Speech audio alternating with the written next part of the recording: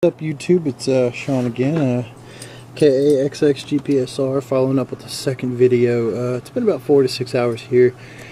It's roughly 8 o'clock where I am, so this is what it looks like now. As you can see, the crack is no longer there. Some spots might still be a little wet, but I'm thinking it looks dry enough to go ahead and apply a second coat. I'm going to go ahead and do that actually, and probably going to be the last coat to go from there. Now I'm going to put the camera down. I don't have my second pair of hands to go from to help me here, so you guys won't see what I'm doing. It's going to be the same concept earlier, just mixing the JB Weld, putting them right beside each other, and using the toothbrush. I had to kind of clean it off the best that I could. Once again, I'm just going to use the other side. See, top part. You're going to mix the steel and the hardener, and then you're going to mix it, put them beside of each other, mix it with the back of the toothbrush, and just dab it. And I'm going to put it back on there like I did earlier, and, but you guys aren't going to be able to see for a second. So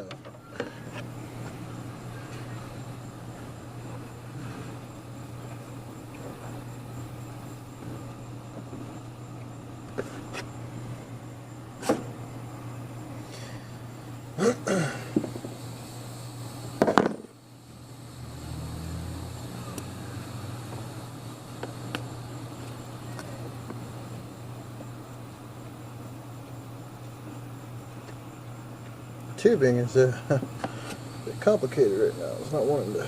There we go. Wasn't wanting to come out. No. I said in the last video, for those of you who didn't catch it, a lot of people who do the JB welding, they do show how to do it in some of their videos. Some people don't show how to do it. I did for those of you that don't know how or don't know what you're doing. I did show what to do. So see, I apply the compound, mix it with the back of the toothbrush, and we're going to go ahead and dab some of that in there and just kind of scrub it on there. Like I said earlier, don't be afraid to use too much. It'll dry. You can always come back and redo. I gotta take you guys away from this for a second. Hold on. You can always come back and redo. Nope, I've got some on my hose. Redo this again. Now, I'm not going to be able to use my car for 24 hours just because I want it to be, correct and be able to be used 100% maximum effectiveness. Now, JB Welding would call it cured. We call it 100% cured. Pretty much it's maximum hardness, I guess you can say. Now, what I was saying my last video also is, this is I noticed my car, well, my truck is a 02 Ford Explorer. It's a V8 4.6 liter. It's just a second coat here. Don't really think I'm gonna have to apply a third. I could, just to be safe, but I'm thinking, with the amount that I applied, it should be good. Go ahead and let it sit on there for a little bit and go from there.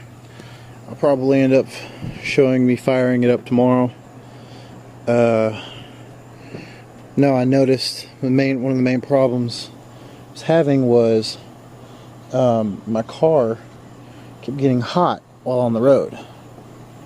So it would cause my water, this little water thing here, would cause it to, you can see where the water is right now, it's a little bit below the actual recommended fill line.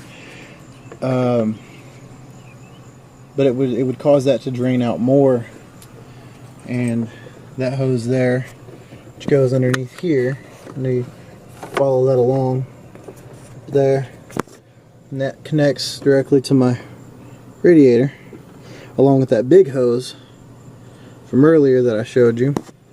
This hose here connects directly into my radiator, and it follows all the way along to where that piece is.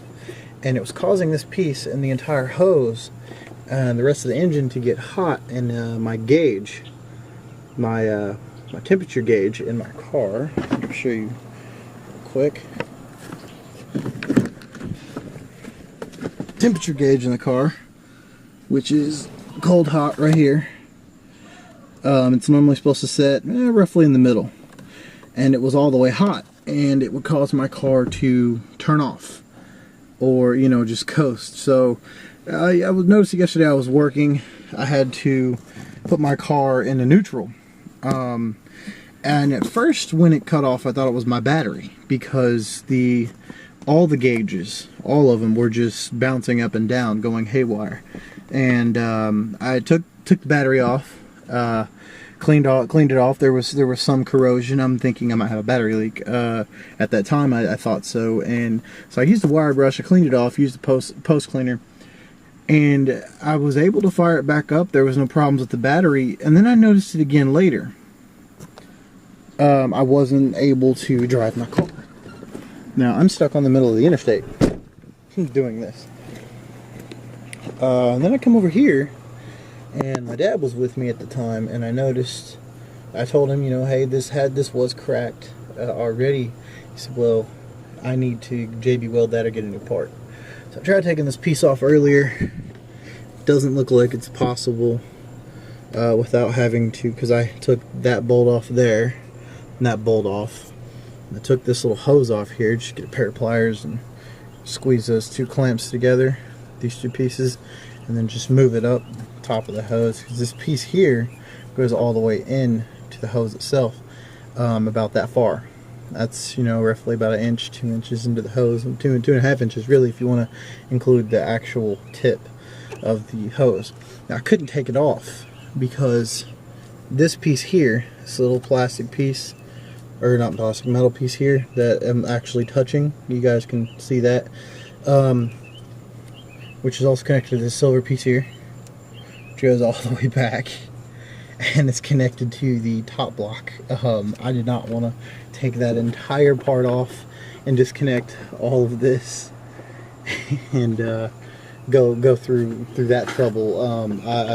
So I would have to replace that part just to get a little crack fixed. That's probably a couple $1,000s as it is out here where I live in Texarkana. I mean, hell, just to get the timing looked at on my transmission is $3,000. So, but yeah, I thought I'd go ahead and JB weld that and see how it works. And I took to a mechanic. They told me to save money, JB weld it. I'm hoping that after this coat, I can fire it up and see how it goes. See if I have any leaks or anything out of there. I don't think I should. And I'm hoping my car might run a little better. But I'm not going to put any water. I know you saw where the water line was. Again, it's just a little bit below. It's not too much from the cold fill line or fuel range, or fill range, I mean. Wow, I can't speak today. But I'm going to go ahead and fill it up tomorrow and let this sit overnight and dry for 24 hours. So I did this about 4 o'clock my times at Texarkana. 24 hours from there would be 4. So I'm not going to be able to use my car until around 8:10, 8:15, whatever time it is now, my time, because I applied that second coat. So I'm going to go ahead and sign off, and for all those people who were looking at that, wanted to see, thought of people who have this particular model. I know Ford isn't the best recommended car, but I live in the South right now, and Fords is all I see. A lot more than Chevys, and it's surprising. So for those of you who have this particular model, or a V8 Ford Explorer, it doesn't matter really what year it is, anything I think from an 02 to an 05 or an 08, and have this problem, this is for you. I looked on YouTube videos and tried to find what JB Welding would do. Some guys fixed oil pans and gas leaks in their gas lines and gas tanks, and it worked. They said it worked for actually one guy said it worked up to 5 years, so that was really good. But no one covered this particular model of car. No one covered Ford. The hell, I'm surprised I didn't see an F-150 or F-250 up there, it being a truck and all. So I went ahead and made this video. I'm gonna do a follow-up tomorrow around this time, so have fun, guys.